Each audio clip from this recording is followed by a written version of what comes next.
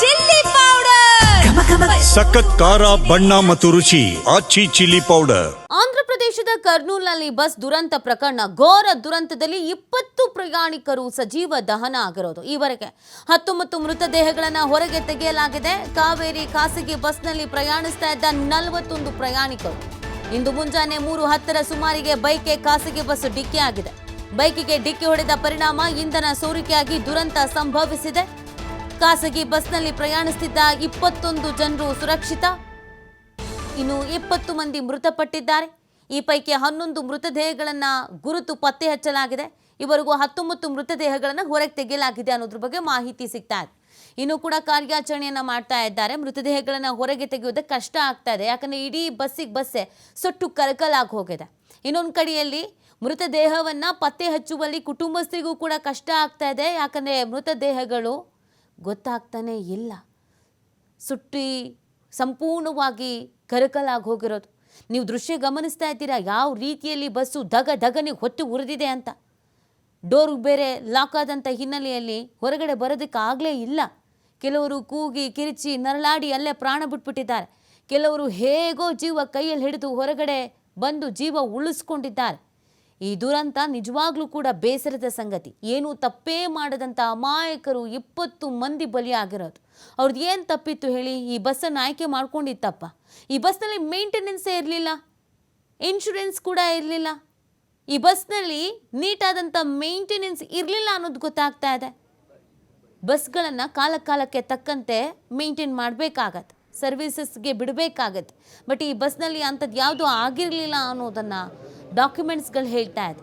ಸದ್ಯ ಪ್ರಕರಣವನ್ನು ದಾಖಲಿಸಿಕೊಂಡಿದ್ದಾರೆ, ತನಿಖೆಯನ್ನು ಕೂಡ ಮಾಡ್ತಾ ಇದ್ದಾರೆ. ಈ ಬಸ್ನ ಅಂದರೆ ಈ ಟ್ರಾವೆಲ್ಸ್ನ ಎಲ್ಲ ಬಸ್ಗಳದ್ದು ಇದೇ ಕಥೆನಾ? ಆ ಬಗ್ಗೆ ಕೂಡ ಮಾಹಿತಿ ಸಿಗಬೇಕಾಗತ್ತೆ. ಯಾಕೆ ಅಂತಂದರೆ ಇವರು ಜನರ ಜೀವದ ಜೊತೆಗೆ ಚೆಲ್ಲಾಟ ಆಡ್ತಾ ಇರ್ತಾರೆ, ಅಮಾಯಕರ ಪ್ರಾಣವನ್ನು ಬಲಿ ಪಡ್ಕೊಳ್ತಾರೆ. ಒಂದೇ ಒಂದು ಡಾಕ್ಯುಮೆಂಟ್ ನೆಟ್ಟಿಗಿಲ್ಲ ಈ ಬಸ್ದು ಅನ್ನೋದು ಗೊತ್ತಾಗ್ತಾ ಇದೆ. ಅಕಸ್ಮಾತ್ ಎಲ್ಲ ಡಾಕ್ಯುಮೆಂಟು ಸರಿ ಇದ್ದಿದ್ರೆ, ಮೇಂಟೆನೆನ್ಸ್ ಇದ್ದಿದ್ರೆ ಸಮಸ್ಯೆನೇ ಆಗ್ತಾ ಇರಲಿಲ್ವೇನೋ?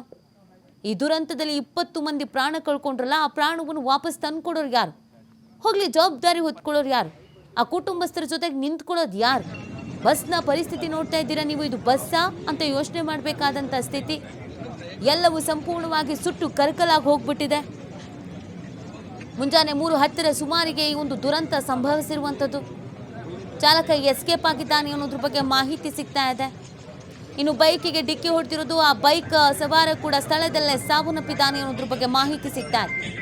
ಇನ್ನು ಸುಮಾರು 20 ಮಂದಿಗೆ ಗಾಯಗಳಾಗಿದೆ. ಅವರನ್ನು ಆಸ್ಪತ್ರೆಗೆ ದಾಖಲು ಮಾಡಲಾಗಿದ್ದು ಟ್ರೀಟ್ಮೆಂಟನ್ನು ನೀಡಿಸುವಂಥ ಕೆಲಸವನ್ನು ಮಾಡಲಾಗ್ತಾ ಇದೆ. ಅದರಲ್ಲಿ ಎಷ್ಟು ಜನರ ಆರೋಗ್ಯ ಚಿಂತಾಜನಕವಾಗಿದೆ, ಸ್ಥಿರವಾಗಿದೆ, ಇದೆಲ್ಲದ್ರ ಬಗ್ಗೆ ಮಾಹಿತಿ ಸಿಗಬೇಕಾಗಿದೆ.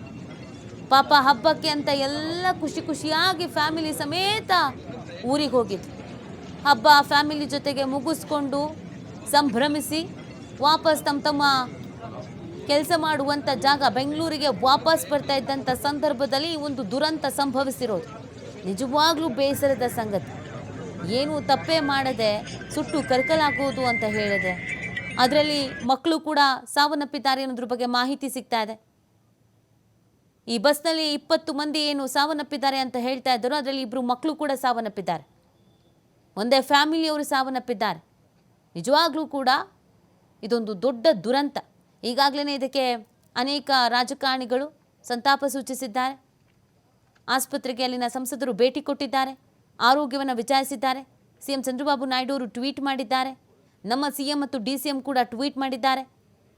ಯಾರೇ ತಪ್ಪಿತಸ್ಥರಿದ್ರೂ ಅವರ ವಿರುದ್ಧ ಶಿಕ್ಷೆ ಆಗಬೇಕು ಅನ್ನುವಂಥ ಆಗ್ರಹ ಕೂಡ ಹೆಚ್ಚಾಗಿದೆ. ಖಾಸಗಿ ಬಸ್ಗಳ ಸಮಸ್ಯೆ ಇದೇನೆ. ಇತ್ತೀಚೆಗೆ ಈ ಖಾಸಗಿ ಬಸ್ಗಳ ಆಡಿದ್ದೇ ಆಟ ಆಗಿಬಿಟ್ಟಿದೆ. AC ಪರ್ಮಿಷನ್ ಇಲ್ಲ ಅಂತರೂ ಬೇರೆ ಬಸ್ಗಳನ್ನು AC ಆಗಿ ಕನ್ವರ್ಟ್ ಮಾಡೋದು, ASA ಮುಗ್ದೋಗಿದ್ರೆ ಆ ಬಸ್ಗಳನ್ನು ಓಡಿಸೋದು, ಇದೆಲ್ಲವೂ ಕೂಡ ಈ ಥರದ ಅವಘಡಗಳು ಮತ್ತು ಈ ಥರದ ದುರಂತಗಳಿಗೆ ಕಾರಣ ಆಗುತ್ತೆ, ಎಡೆ ಮಾಡಿಕೊಡುತ್ತೆ.